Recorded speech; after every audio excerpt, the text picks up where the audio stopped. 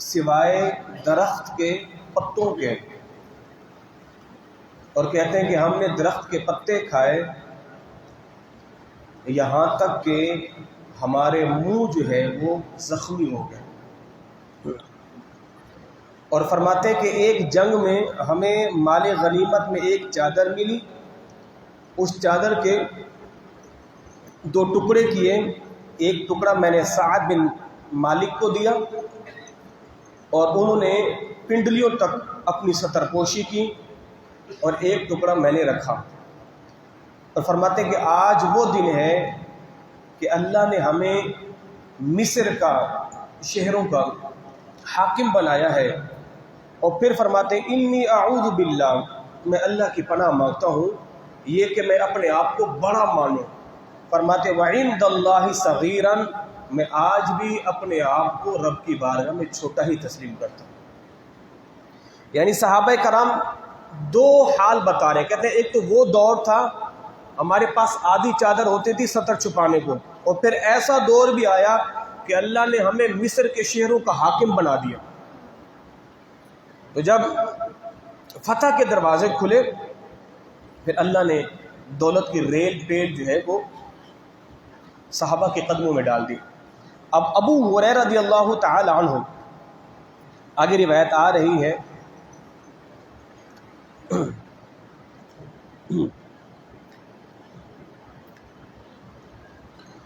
اللہ اکبر، حضرت عائشہ صدیقہ رضی اللہ تعالی عنہا ارشاد فرماتی ہیں کہ حضور کے وصال کے بعد وہ ایک چادر لائیں اور ایک موٹا تہبند لائی، یہ دو کپڑے صحابہ کرام کے پاس، اور اما عائشہ فرماتی ہیں کہ سرکار نے ان دو کپڑوں میں اپنی ساری زندگی گزار دی یہاں تک کہ حضور کا وصال ہو گیا۔ صحابہ کرام کہتے ہیں کہ موٹا تہبند تھا جسے سرکار پہنا کرتے تھے، اور ایک چادر تھی۔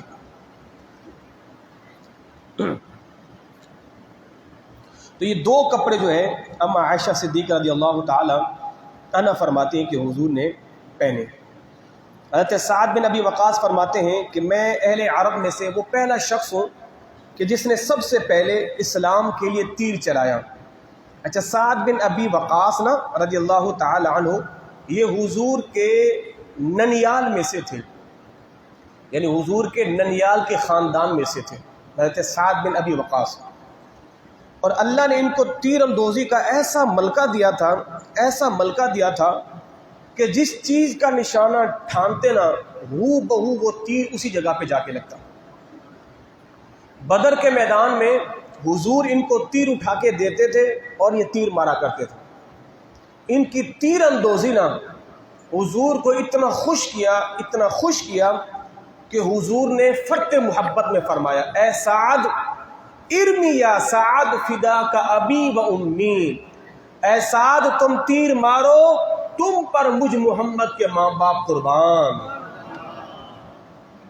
ساری کائنات حضور سے کہے فدا کا ابی و امی یا رسول اللہ، اے اللہ کے رسول آپ پر میرے ماں باپ قربان۔ مگر سعد بن ابی وقاص وہ واحد صحابی ہیں جن سے حضور نے فرمایا اے سعد فدا کا ابی و امی، کہ تم پر میرے ماں باپ قربان۔ تو گویا کہ حضور کتنا خوش ہوتے ہیں کہ جو حضور کے دین کی دفاع کے لیے کھڑا ہو جائے، حضور کی عزت و ناموس کے لیے جو کھڑا ہو جائے نا، حضور سے کتنا خوش ہوتے ہیں۔ پھر حضور فرماتے ہیں تم پر میرے ماں باپ قربان۔ اللہ اکبر، اللہ اکبر۔ تو جناب سعد بن ابی وقاص کہتے ہیں ہمارے پاس کچھ نہیں ہوتا تھا سوائے میتھی کے پتوں کے، اور فرماتے ہیں کبھی کبھار ہم کیکر کے پتے جو ہے وہ کھایا کرتے تھے، اور فرمایا کہ پھر ہمارا جب ہم واش روم جاتے تھے تو ہمارا پخانہ کیسا ہوتا، فرمایا کہ جس طرح بکریوں کی مینگنیاں ہوتی ہیں نا، ہمارا پخانہ یوں ہوا کرتا تھا۔ یعنی یہ ہمارا، یعنی جب پیٹ میں کچھ ہے نہیں پھر نجاست کا کوئی سوال ہی پیدا نہیں ہوتا، یعنی درختوں کے پتے کھاتے تھے اور پھر ہمارا پخانہ یوں ہوتا تھا۔ اللہ اکبر۔ جناب ابو ہریرہ رضی اللہ تعالی عنہ سے مروی ہے حضور نے فرمایا اللہم اجعل رزق آل محمد، اے پروردگار آل محمد کو اتنا رزق دے کہ جس سے ان کا گزر بسر ہو جائے۔ اچھا اگلی روایت ابو ہریرہ سے. ابو ہریرہ رضی اللہ تعالیٰ فرماتے ہیں ایک وہ وقت تھا کہ ابو ہریرہ بھوک کی وجہ سے نا اپنا پیٹ زمین پر رکھ کے دباتے تھے، اور کبھی کبھار اپنے پیٹ پر جو ہے ابو ہریرہ پتھر باندھتے تھے. اور اگلی روایت میں آتا ہے جناب ابو ہریرہ کہتے ہیں کہ ایک مرتبہ میں حضرت عائشہ کے حجرے کے اور حضور کے منبر کے درمیان گرا ہوا تھا بھوک کی وجہ سے، اور لوگ جو ہے وہ میرے اوپر سے پھلانگ پھلانگ کے جا رہے تھے، یعنی میری گردنوں پر لوگ پاؤں رکھ کے جا رہے تھے، اور لوگوں نے سمجھا کہ شاید ابو ہریرہ کا جو ہے وہ عقلی توازن ٹھیک نہیں ہے، یا ابو ہریرہ جو ہے وہ ان پر جو ہے وہ یہ مجنون ہو گئے ہیں، یعنی دیوانے ہو گئے ہیں. ابو ہریرہ کہتے نہیں، ایسی کوئی بات نہیں تھی، بھوک نے مجھے نیچے گرا دیا تھا. ایسی کوئی بات نہیں تھی، بس بھوک نے مجھے جو ہے وہ. تو یہ صحابہ کرام کا حال تھا. اچھا پھر وہ وقت بھی آیا کہ جناب ابو ہریرہ ناک بھی ریشم کے کپڑے سے صاف کیا کرتے تھے. یہ تو ابتدا کا دور ہے نا، تو یہ غربت، یہ فاقے ہیں. اور ایک وقت وہ بھی آیا، ابو ہریرہ فرماتے اللہ نے پھر اسلام کو وہ دولت دی، کیسر و کسریٰ جب فتح کیا نا تو پھر خزانوں کے منہ صحابہ کہتے ہیں کھل گئے. پھر ابو ہریرہ کہتے ہیں پھر میں ریشم کے رومال سے بھی ناک صاف کیا کرتا تھا. ان تنصروا اللہ ینصرکم، پہلے تم اللہ کی مدد کرو، اللہ پھر تمہاری مدد کرے گا. اچھا جی، اللہ رب العزت اس درس کو اپنی بارگاہ میں قبول فرمائے.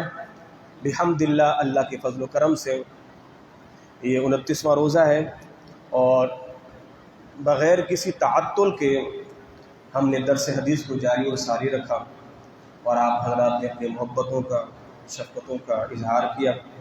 آپ سارے حضرات درس حدیث میں بیٹھتے رہے، تو انشاءاللہ ہم تو یہیں رہیں گے مگر آپ لوگ چلے جائیں گے. ہے جی قاری صاحب، ہم تو یہیں رہیں گے پر آپ لوگ چلے جائیں گے. تو خیر، جب بھی دل کیے کرے تو لوٹ آئیے گا، آپ ہمیں یہیں پائیں گے. زندگی نے وفا کی، ہم تو یہیں رہیں گے، آپ چلے جائیں گے. جو صبح کے ہیں وہ صبح سے گئے، جو ظہر کے ہیں وہ چلے گئے، عصر والے گئے، مغرب والے گئے، عشاء والے گئے. جمعے میں پھر کبھی آپ حضرات اپنا دیدار کروائیں گے. ہم تو منتظر رہیں گے آپ کی دیدوں کے کہ ہم آپ کا درشن کریں. تو آپ حضرات اسی طرح تشریف لاتے رہا کریں. اگر یہی ماحول نماز پنجگانہ میں، نماز فجر میں بن جائے نا، بس آنے والا کام آپ کریں، میں آپ سے وعدہ کرتا ہوں پورا سال بھی میں درس حدیث دینے کو تیار ہوں.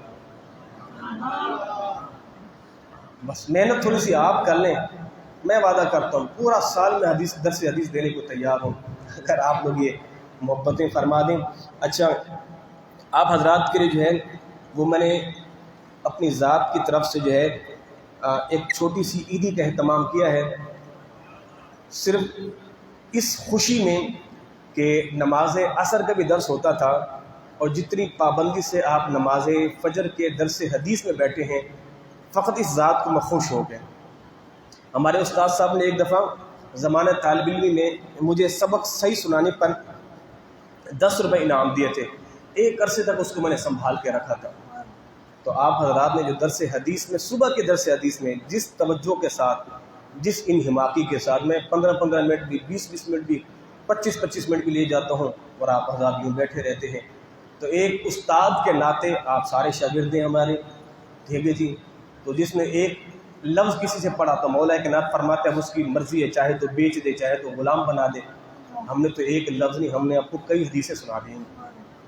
کم و بیش نماز فجر کے درس کے اندر میں نے کم و بیش 400 سے 450 یا 500 کے لگ بھگ احادیث کا مطالعہ کیا ہے، اور جو آپ کو سنائی ہے کم و بیش 250 سے 300 احادیثوں کا الحمدللہ درس جو ہے وہ نماز فجر میں ہوا ہے.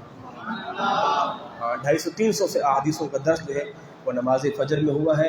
تو آپ حضرات کی یہ محبت، یہ محنت، تو یہ ایک استاد کی طرف سے 10 روپے آپ کے لیے عیدی ہے، آپ نے بل کو لے کے جانا ہے. اور کہ یہ نہ کہ جناب میری توہین ہے، 10 روپے ٹھیک ہے، مانا کہ آپ لاکھوں روپے ہیں، اور اس کو جا کے لکھ لیجئے گا کہ ایک مسجد کے مولوی نے حدیث کی محبت میں 10 روپے انعام دیا تھا. ایک حدیث سننے کی محبت میں میرے مدنی آقا نے فرمایا کہ جو بندہ 40 احادیث یاد کر لے، میری حضور نے فرمایا کہ جو میرے 40 فرامین کو یاد کر لے، قیامت کے دن اللہ اسے اختیار دے گا وہ جنت کے جس دروازے سے چاہے داخل ہو جائے. ایک 40 احادیث یاد کرنے والے. تو ایک تو آپ نے کام یہ کرنا ہے انشاءاللہ میرا یہ ارادہ ہے عید کے بعد ایک ہم پینافلیکس کی صورت میں ایک کاغذ کی صورت میں 40 احادیث چھوٹی چھوٹی وہ ہم لکھیں گے عربی کے ساتھ اور انشاءاللہ آپ کو تقسیم کریں گے. وہ 40 احادیث آپ نے یاد کرنی ہے اور اللہ نے چاہا تو 40 احادیثوں کا ہم ایک کورس بھی کروا دیں گے. 5 سے 6 دن کا کورس ہوگا. وہ حدیثیں آپ نے زبانی بھی یاد کرنی ہوگی تو انشاءاللہ آپ کو اس کی بھی برکتیں عطا فرمائے گا. بس یہ آپ کی محبتیں ہیں, یہ آپ کی کاوشیں ہیں.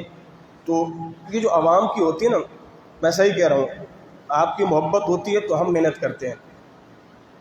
آپ کی محبت نہ ہو تو بھائی قوم سنتی نہیں تو پھر ہم کیوں دیوار میں بھائی اپنا سر مارتے رہیں. نماز عصر میں قوم کی محبت ہے, کم و بیش نماز عصر کے درس کے اندر میں نے 1000 کے لگ بھگ مسائل, اس سے بھی زیادہ کا مطالعہ کیا, 1000 سے زائد مسائل کا. ابھی میں نے 8 جلدیں پڑھی جن کے اندر ایک جلد کے اندر 100 مسئلے تھے, بلکہ میں نے 11 جلدیں تو 1100 مسائل کا میں نے مطالعہ کیا جو اب ہوئے ہیں. روزے زکوٰۃ کی 2000 کے لگ بھگ مسائل کا میں نے مطالعہ کیا اور ان میں سے 1000 کے لگ بھگ مسائل ہم نے آپ کو بیان کیے ہیں. نماز عصر کا جو درس ہے وہ سارا فیس بک پر بھی اوپر ہے, آپ اس کو بھی سنیں اور اس کے علاوہ آپ شرکت فرمایا کریں.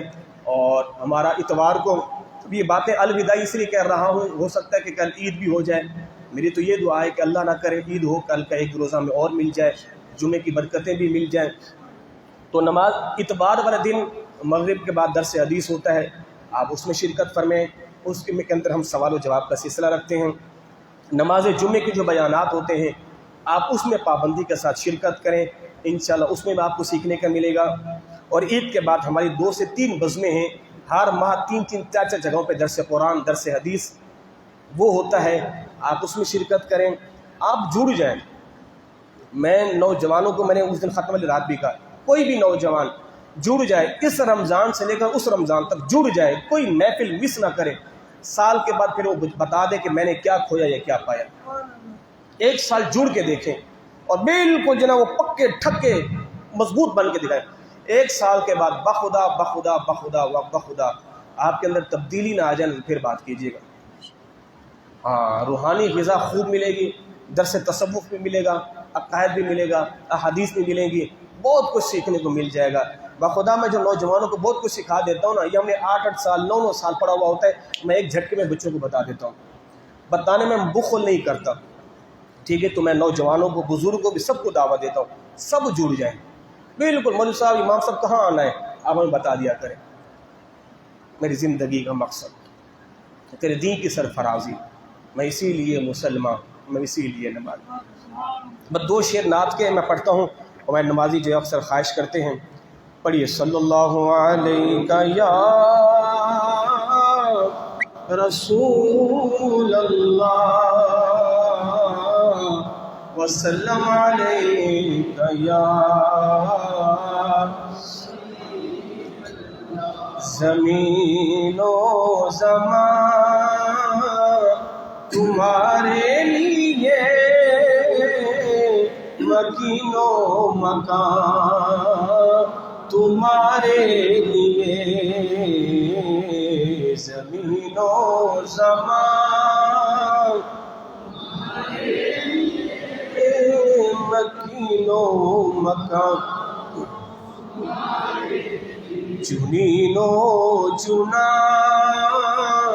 تمہارے لیے بنے 2 جہان. یہ کلیم و نجی مسیح و صفی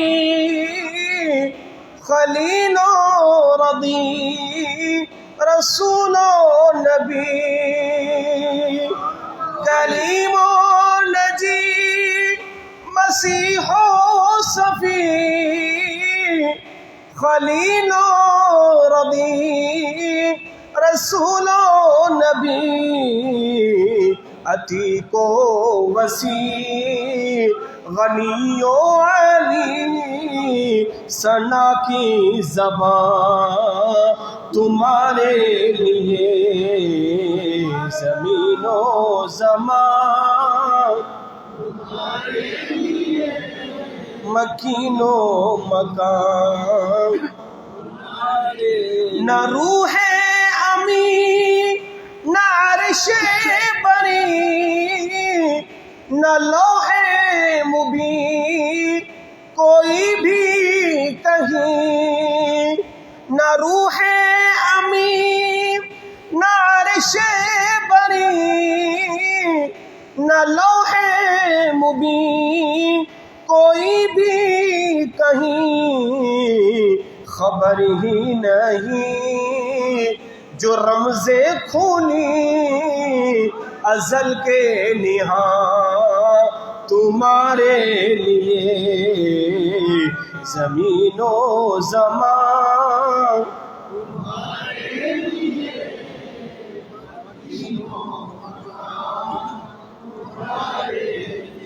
اشارے سے چاند چیر دیا چھپے ہوئے خور کو پھیر دیا،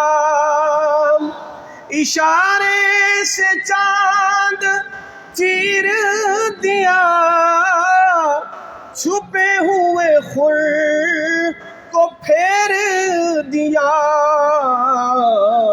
گئے ہوئے دن کو عصر کیا یہ تاب و تواں تمہارے لیے زمین و زمان،